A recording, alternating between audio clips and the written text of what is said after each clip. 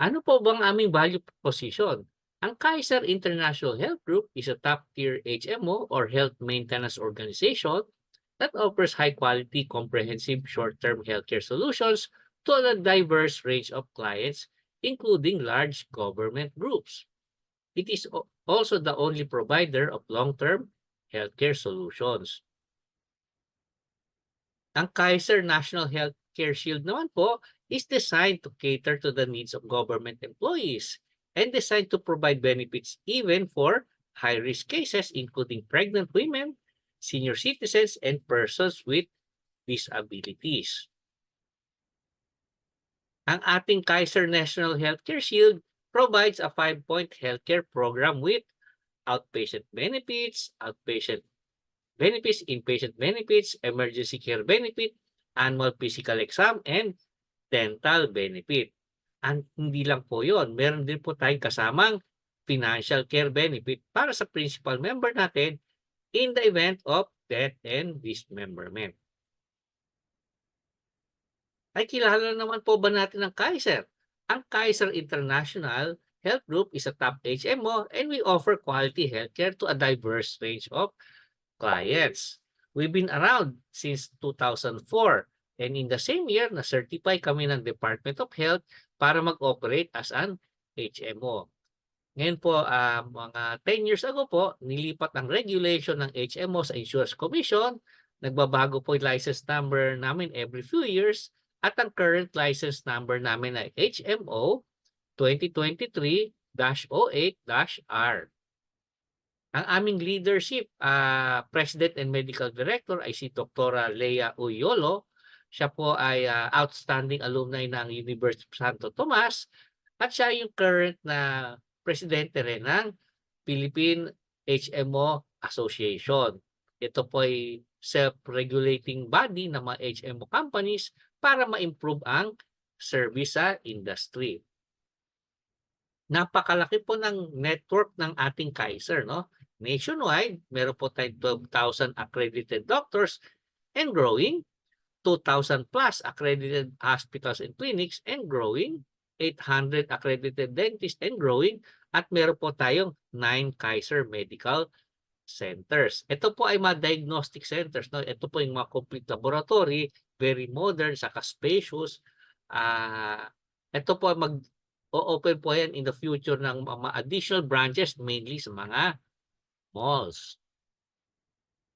Ngayon po, sa data privacy law, ang mga service provider sa HMO, saka life insurance, ay pinagbabawalan na sabihin ang pangalan ng mga clients. Kasama po yan sa data privacy law natin. Kaya po maaari kaming parusahan kung kami ang magsasabi kung sino ang aming mga clients. Pero hindi naman po pinagbabawal pag yung clients naman namin proud na sabihin na Kaiser ang HMO provider. So halimbawa po ang Supreme Court, no? Ang Supreme Court nag-procure ng comprehensive healthcare plan para sa buong judiciary, no? So about 35,000 na employees ng Supreme Court, ikinuha po ng Supreme Court ng HMO plan mula sa Kaiser. At ito po ay hindi namin nilagay sa website namin, pero ang Supreme Court nilagay sa kanilang website yung announcement na ito. Ito pong National Healthcare Shield. Nagsimula lang po itong May, no? Pero nung early June, nag-announce po agad ang Cagayan State University na kumuha sila ng National Healthcare Shield at ito po inilagay nila sa kanilang Facebook page, no? A week later po, nung June 9, si Mayor Beverly ng Batangas, sinabi rin po sa Facebook page ng Batangas City LGU na sila ay kumuha rin ng National Healthcare Shield mula sa Kaiser, no? 75,000 maximum benefit limit para sa government employees ng Batangas City LGU.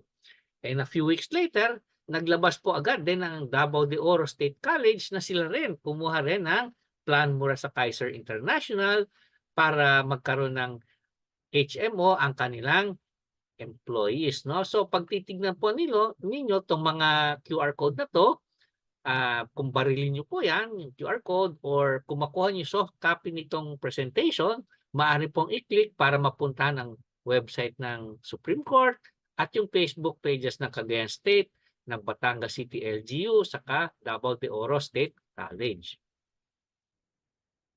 So ano nga bang ating Kaiser National Healthcare Shield, no? So explain ko lang po, no. Ang ating Kaiser National Healthcare Shield ay special plan for government employees na iba po to sa kanyang typical na HMO plan para sa mga groups, no? So ito po ang Kaiser Mini 10 PN sa Kaiser Mini 10 PW. Ito po ang regular plans na ino-offer sa mga corporate clients, no? So tignan po natin, no? Itong Kaiser National Healthcare Shield hanggang 65 years old. Yung dalawa pong plan ay hanggang age 60. Ang ating Kaiser National Healthcare Shield ay 7,000 watt inclusive yung ating cost, no? Annual premium para sa 75,000 per illness na maximum benefit limit. Yung ating pong Kaiser Mini 10 PN ay almost 12,000 ng annual premium at 85,000 per illness per year, no? So napansin nyo, tumaas lang ng konting MBL natin, pero po almost 5,000 ang itinaas to sa annual premium. At ito po ang Kaiser National Healthcare Shield, may access sa major hospitals. Ito pong 12,000 plan, walang access sa major hospitals. Meron po tayong isang plan pa na 28,238 ang annual premium, 125,000 per illness per year ang ating maximum benefit limit. So tingnan po natin, no? Hindi man lang nagdoble yung ating per illness na benefit, pero yung premium po ay lampas times 4. So ma-appreciate nyo na gaano kamura at gaano kadaming benefit ang binigay ng Kaiser para sa ating National Healthcare Shield program. May special benefits din ito na wala doon sa ating regular na corporate plans, no?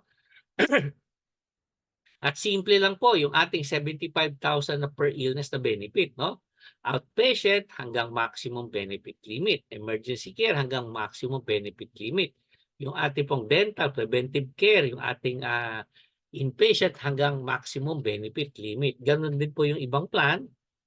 Pero po sa pre-existing conditions, halimbawa po high blood, halimbawa yung mga diabetes, mga asthma, yung sakit sa puso, sa Kaiser National Healthcare Shield, covered na po yan immediately. Doon po sa typical na corporate plan, kino-cover po yun after 1 year. Sa maternity po, meron po tayong pre- and postnatal check-up, pero po doon sa dalawang ibang plan, hindi po kasama yon. Ang dependent coverage po natin ay separate. Pag-usapan po natin later. Tapos po, ang service level and support po natin sa tatlong plan ay 24/7 customer care. Saka meron po tayong dedicated na liaison officer. So mapapansin nyo po, ang ating Kaiser National Healthcare Shield, NHS, ay napakaraming benefits at napakamura compared sa kanyang mga kapatid na corporate plans. Ang benefits nun po, napakasimple. Inpatient, outpatient, emergency care, ang limit po nun ay 75,000 per illness. Yung mga kapatid po, 85,000 o 125,000. So, hindi po man lang nagdoble, no, yung mga coverage nun, pero ang ating premium doon ay 7,000 lang. Yung iba po ay times 2, almost times 2 o almost times 4, more than times 4. Meron po ibang mga procedures na hanggang 50,000 lang yung limit o hanggang 10,000 o hanggang 5,000. Depende po sa sakit. And to emphasize po na covered yung pre-existing, covered po hanggang sa ating maximum benefit limit, ang ICU, covered ang dialysis, chemotherapy, saka radiotherapy. Pagka tayo po ay na-ospital ng matagal o meron po tayong mga kailang hilot-hilot, yung mga kailang certain movements at exercises, ang tawag doon ay physical therapy. Libre po yon hanggang 10 sessions. At yung ating pre- and postnatal care na check-up, pwede po yon monthly. So ano naman po yung dependent, no? Kasi po yung ating government employee, yung tinatawag na principal member, sila po yung entitled doon sa ating plan na 7,000 per person, no? So doon po kasama yung inpatient, outpatient, etc. Yung mga limits yan hanggang maximum benefit limit. At meron po tayong dental care, meron tayong preventive care kasama yung annual physical exam, kasama yung ating financial care assistance, kasama po yan sa ating principal member. Ang pre-existing conditions ay covered din. Ngayon po, yung ating principal member, kung siya po ay kunyari breadwinner, nagsusupport ng ibang tao, maaari pong magsama ng dependent. Ang dependent po natin for married members ay legal spouse, tapos kasunod yung eldest child, second eldest child, and so on. Pag legal spouse hanggang age 65, ang ating children naman po ay maaring age 1 to 21, unmarried, unemployed, and living under the same roof as the principal. Pag single members naman po, kailan ang unang enroll ay parents, no? Yung mother and father, tapos yung eldest sibling, second eldest sibling, third eldest sibling, and so on. Ang parents, ang maximum age hanggang 65, kailangan unemployed and dependent on the principal member. Yung siblings naman po, brothers and sisters, 1 to 21 years old, unmarried, unemployed, and living under the same roof as the principal. So ang atin pong premium doon ay 10,500, no? So, mapansin nyo, mas mahal na mga 50% doon sa ating principal na annual premium. Kasi po traditionally, yung mga dependent, ine-enroll lang po usually dependent pag very sickly. Ibig sabihin, talagang gagamit ng benefit. Unlike yung principal na potentially very healthy yon, na hindi masyadong maraming benefits ang kinukuha. Kaya nga po, yung kailangan marami po kasi tayong healthy kasi po ito yung risk sharing. Yung ating mga kasama na maraming sakit, maraming benefits. Explain ko po yung maximum benefit limit. Ang ating maximum benefit limit ay per illness. So halimbawa po, kayo ay may hika. Ang hika po ay kasama po sa diagnostic, yung doktor, yung laboratory at inpatient, ang total at saka emergency, ang total po nun dapat up to 75,000 pesos. Pero po yung may hika ay na-dengue din. So dahil na-dengue, yung total po na maaring maklaim for dengue is another 75,000 pesos na total nung consultation, nung lab at saka yung inpatient. At yun nga po, halimbawa may hika, tapos na dengue, tapos na-aksidente pa. Another 75,000 po yung ating maaring maklaim. So doon sa example ko lang yun na asthma, dengue, saka aksidente, 75 plus 75 plus 75, 225,000 na po yun. Kasi ang maximum benefit limit ay per illness. Kung 10 po ay sakit, wag naman po sana, knock on wood. Kung 10 ay sakit, 75,000 times 10. Okay, so tuloy po natin sa dependent. No, ang dependent po, traditionally nga, mas mataas ang utilization, kaya mas mataas yung kanyang premium. Pero po, yun ay meron din access sa major hospitals, yung limit na nasa inpatient, outpatient, emergency care, etc. hanggang maximum benefit limit. Pero may konting exclusions. Halimbawa po, ang dependent ay walang dental care, ang dependent walang annual physical exam at wala rin po siyang financial care assistance. Other than those three, pareho po ang treatment natin sa dependent sa principal. Ang ating pre-existing conditions ay covered din. So yun po, ang dependent ay para sa mga taong dumidepend sa ating principal sa kanilang pamumuhay. Summarize po natin yung ating wellness sa value adds, no? Sa ating Kaiser National Healthcare Shield, meron po tayong benefits for high-risk cases. Kagaya po ng ating pre- and postnatal care once a month para sa mga pregnant. Covered po natin yung hanggang age 65. So ito po ay para sa mga senior citizens. At covered po natin ang pre-existing illnesses including dreaded disease, Kaya po maski ma-disabled na government employees natin, talagang makikinabang. Tayo po ay no deposit ng admission at kasama yung dialysis, chemotherapy, radiotherapy.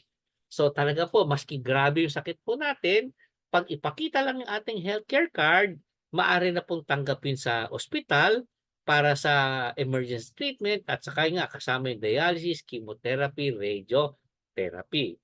Meron po tayong physical therapy hanggang 10 sessions. At ito nga pala, meron po tayo para sa dental na permanent filling up to 2 surfaces only. Kung bumisita kayo sa dentista nyo recently, baka nalaman nyo na ang isang permanent filling, mga 3,000 o 3,500 ang sisingilin sa inyo. Ganun po siningil sa akin ng aking dentista. So yung dalawang permanent filling, 7,000 na po. So yun lang, sulit na po yung ating 7,000 na annual premium. At ine-emphasize po natin, no? Kasi kaya tayo kumukuha ng HMO ay para tayo ay gumaling, no? So, mas gusto natin ang preventive care kesa sa ma-ospital tayo, no? An ounce of prevention is worth more than a pound of cure. Kaya po meron tayong free annual physical exam. Doon po itetest tayo ng basic 5 na laboratory at i-check tayo ng doktor para malaman kung meron tayong sakit bago pa maging grabe. Meron din po tayong free annual oral prophylaxis o yung paglilinis ng ipin na professional cleaning. So ito po ay para sa mga medyo madilaw na ipin lang, no? Kasi yon kaya ng prophylaxis, pero pag medyo itim-itim na ipin, ibang usapan na po yon, hindi na kaya ng oral prophylaxis. Meron po tayong active immunization for dog bites, snake bites, venom, anti-tetanus. Yun po medyo madalas lalo na sa probinsya. Meron po tayong health education and counseling, health habits and family planning counseling, dental health education, dental nutrition and dietary counseling. Kasi nga po, mas importante yung mahuli natin ang sakit habang hindi pa po malala. Sabi nga po nila, yung marami nagkakasakit na hihintayin pang atakin sa puso o ma-stroke, no? Haba pong simple pa lang yung sakit natin, mild pa lang symptoms, magpagamot na tayo. Pag tayo nagkasakit, ang madalas na ginagawa ng tao ay, naku, wala akong pera pang doktor, saka na lang magpapatingin. Naku, wala akong pera pang lab, hindi na ako magpapatingin, baka sabihin ng doktor, magpa-lab ako. Pag meron na po tayong healthcare card, hindi na po natin poproblemahin yon. Pag may sakit, magpunta sa doktor. Pag kailangan ng lab, lab test na certified ng doktor na kailangan. Kasi po, pag tayo may sakit, ang trabaho po natin ay paano gumaling. Ang problema natin ay paano maging mas maganda ang ating kalusugan. Hindi po natin dapat problema ang pera, kaya nga po meron tayong National Healthcare Shield at HMO benefits para ang problema natin ay paano gumanda ang kalusugan, hindi saan kukunin ang ating pambayad. So ito po ay madalas itanong sa amin, ano po bang National Healthcare Shield? It's a comprehensive HMO plan for government employees with benefits for high-risk patients. Meron po akong video, no, na mas detailed na explanation ng National Healthcare Shield. Ito po yung link, iponclub/nhs/nhs overview, or maaari pong barilin itong QR code na to para marating yung page na yon. Or kung makuha niyo soft copy nitong presentation, maaari niyo pong i-click itong QR code na to para dalhin sa ating video. Dalawang video po yung natag 25 minutes, no? Isang overview, saka isang details. Question number 2, paano ba mag-avail ng Kaiser NHS? Ang Kaiser NHS is available only through non-government procurement methods, no? So it's a group plan pero kailangan dadaan sa non-government procurement. Maaring direct contracting na yung mismong government agency or maaring mag-direct contracting through a government association. Sabi po yan sa DBM guideline natin na 7.1.1 parenthesis 2. At maaari rin po magkaroon ng assisted individual enrollment gaya kung sa DepEd, maaari po mag-individual availment, tapos po mag-informal group para mag-avail. Paano naman nga yung group? So government groups po, maaari 'pag yung agency pwede o yung association, yung mga formal groups, kailangan po sana close to 100% ang participation. Ibig sabihin, dapat kasama lahat, hindi lang yung mga healthy, hindi lang yung mga may sakit, kailangan po kasama lahat na close to 100, siguro 80 to 100%. Pero pagka informal group, mas madali po yung qualification, kukuha lang tayo ng group leader, tapos saka authorization sa members para kumuha ng group HMO. O doon sa mga medyo malalayo, ang madalas tanong, paano naman kung sa lugar namin walang accredited hospitals, doon nagkaroon ng problema yung aking kalusugan, kailan mag-emergency. So, 'pag emergency cases na time critical, 'wag na po natin isipin kung saan dadalhin. Dalhin sa pinakamalapit na magandang ospital.